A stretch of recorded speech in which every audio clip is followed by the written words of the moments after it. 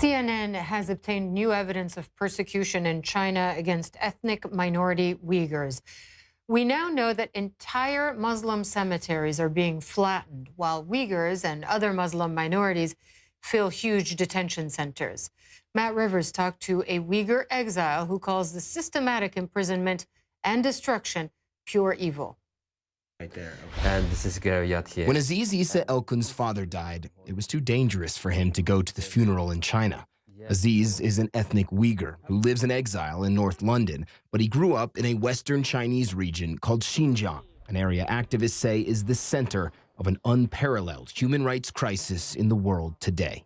This is not a normal state, normal country can do like it is. This is a pure evilness. Xinjiang is where the United Nations says the Chinese government has detained hundreds of thousands of Muslim ethnic minorities, including Uyghurs, over the past several years. Critics say China is doing that to try to eliminate Islam within its borders. Some detainees are seen here in leaked video, blindfolded and shackled as they are transferred between places. Former detainees have told CNN they're kept in a massive network of detention camps where inside allegations of torture abound. China's government denies that, says they're just offering vocational training designed to fight extremism.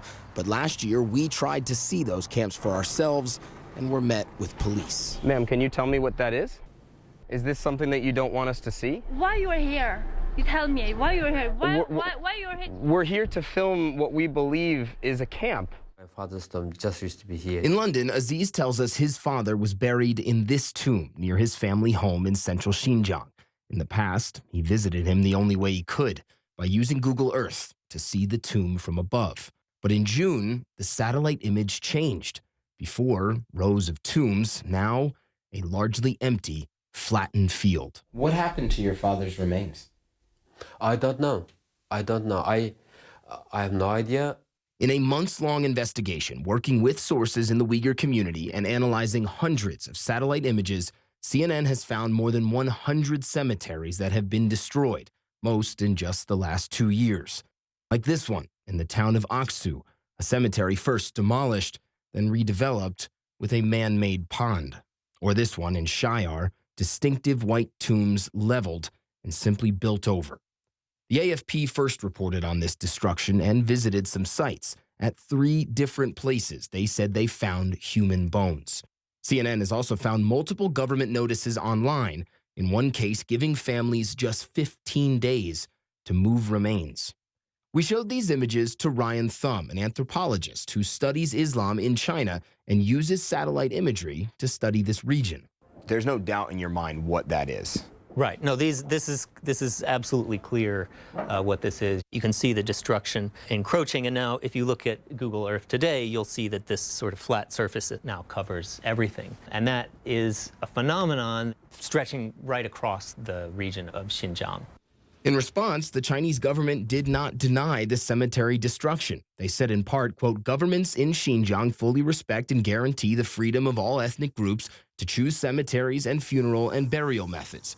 In public documents, official reasons for the destruction include wanting to build, quote, civilized cemeteries to promote progress. Uyghur cemeteries are central to village life, a place to meet and connect one generation to the last. It's akin to, for an American, seeing Arlington Cemetery razed and the tomb of the unknown soldier dug up and paved over. It's a great act of desecration and a kind of open insult to Uyghur culture. We are stronger together with you. Aziz believes it's a desecration that will have a backlash. We cannot live anymore with them together because they're committing genocide against the Uyghur people. In Xinjiang, it seems even the dead can't rest. Matt Rivers, CNN, London. Well, the international community has not really confronted China about the Uyghur issue, nor, in fact, have Muslim countries. By and large, they've remained silent, partly because of the country's global economic power. But there are signs that Beijing is concerned about its own economy now in a slowdown. The unrest in Hong Kong and the trade war with the U.S. has helped to make 2019 the worst year for China's economy in almost 3 decades. On Wednesday, China tried to boost economic growth by making it easier for banks to loan money. Let's talk more about China's economy as we head into 2020 with CNN business correspondent Paul LaMonica. So how concerned are they? I mean, they're essentially decreasing the amount banks have to keep in reserve so that there's more liquidity in the market, hoping that it'll stimulate the economy. How concerned should they be that the slowdown is going to be maybe longer lasting than they hope that it will be? Yeah, Hala, I think that China is obviously very concerned. This move will pump about $115 billion or so into the Chinese economy, which is clearly a significant sum. And I think we all saw that at the end of last year, the desire on the part of not just the United States and President Trump, but the Chinese government to get a phase one trade deal done. China was clearly starting to feel the pinch of this trade war and needed to do something to rejuvenate the growth prospects for the Chinese economy. And, you know, this step taken to relax these lending requirements is another move to potentially get Chinese consumers and businesses to spend more. So Donald Trump is saying that on the 15th of January, there'll be some sort of preliminary agreement with China. We've heard that before, though. Will it happen this time? Yeah, I think your guess is as good as anyone's. And obviously, President Trump remains a very mercurial person, to put it mildly. I think we have to take him at face value that January 15th will hopefully be the date that they sign the deal. But at this point, I think the markets have pretty much priced in that there is going to be a phase one deal. So what's really more important now is, will there be a phase two in an election year where President Trump obviously doesn't want the U.S. economy to cool so substantially that it dampens his reelection chances. So I think everyone's going to be wondering now, yes, phase one, that's great, sign the deal. What about phase two? But you talk about the U.S. economy. I mean, there are really no signs that the U.S. economy is cooling. Unemployment is low, wages are growing. The stock market is high, though, of course, most Americans don't benefit from that, but it's a barometer in people's minds. So it doesn't appear as though there's any danger there of the economy cooling, or am I wrong?